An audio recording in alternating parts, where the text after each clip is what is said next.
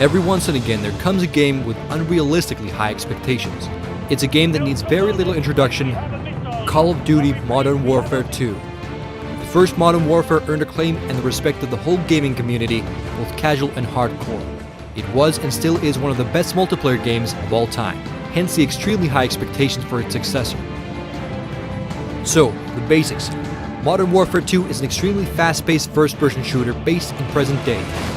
It's divided into three main elements: the single-player, multiplayer, and Spec Ops.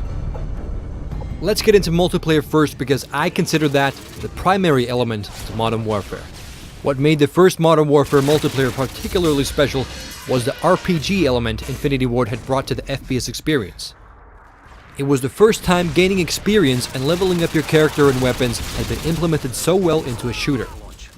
Leveling up made multiplayer experience that more addictive, and I have to say that addictive is a pretty descriptive word for Modern Warfare 2.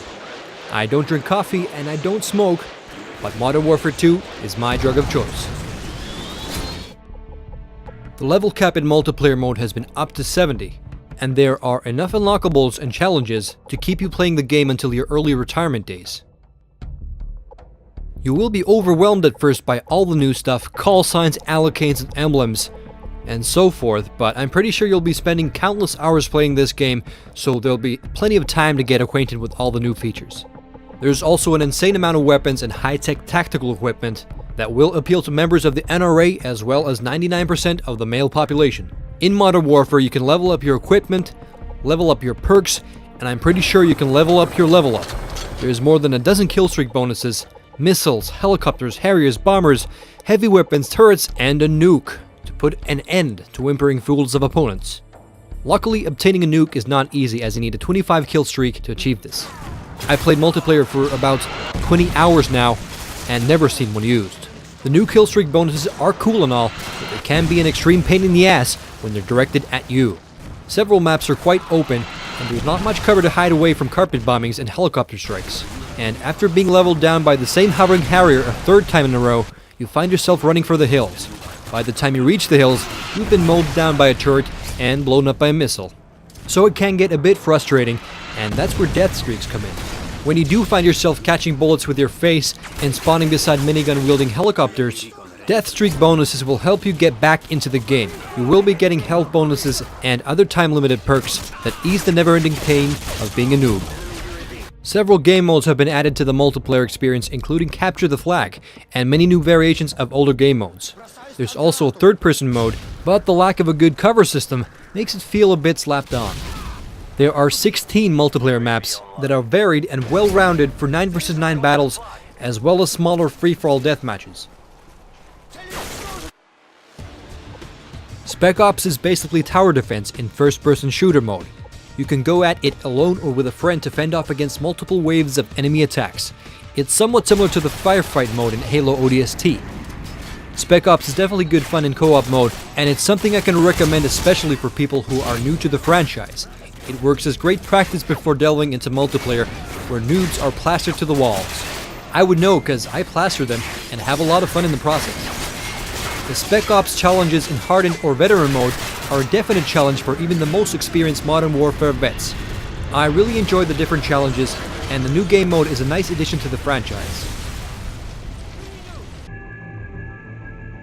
While many consider multiplayer to be the primary element of Modern Warfare, the single-player experience is one of the most visceral and exciting of the year.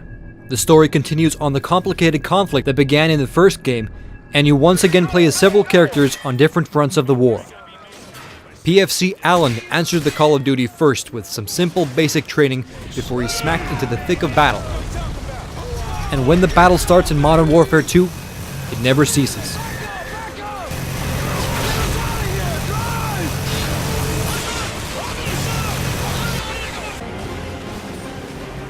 The single-player campaign is one thrilling ride. The game is filled with amazing set pieces in locations scattered around several corners of the world.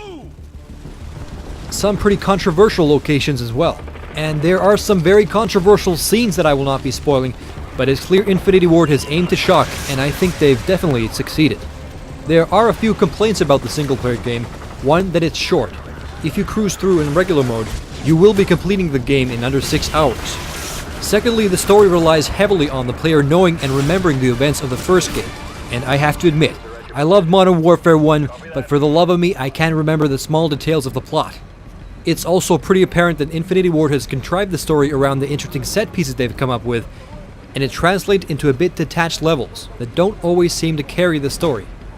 But these are small complaints, as I enjoyed every second of the single-player campaign.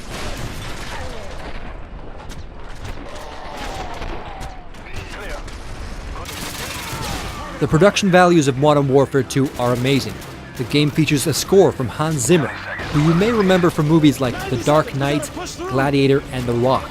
It's the first video game Hans Zimmer has done, and I'm hoping it isn't the last.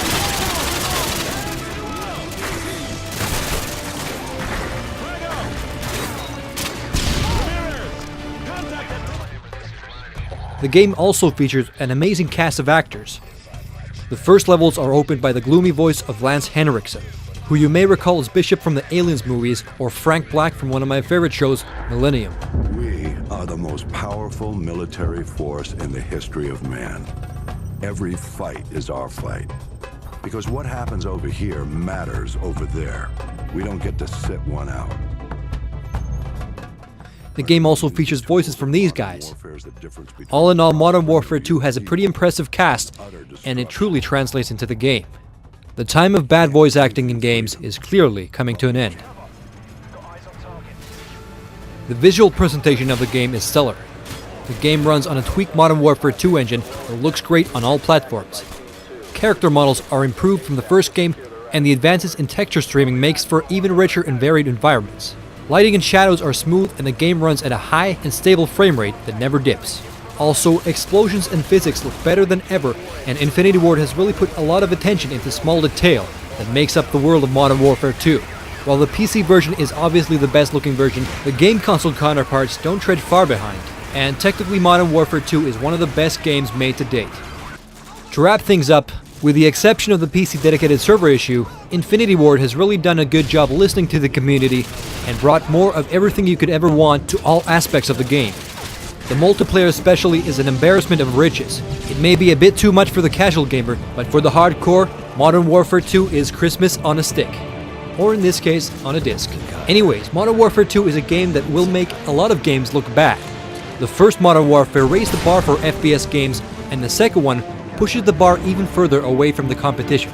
So far, it's estimated that the game has sold over 10 million units, so you can multiply that by $60 and calculate how much money Modern Warfare 2 is making.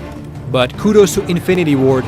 After the massive success of the original, they could have put fish sticks in a box with the Modern Warfare 2 logo, and it would have still moved 10 million units. But they didn't. They actually created a game that's better than the original. Modern Warfare 2 is more an evolution than a revolution, but it succeeds on improving on almost everything that was good in the first place. I have to finish up this review now because I have to get back to the game. Hands down the best game of the year, and I give it a 9.4 out of 10.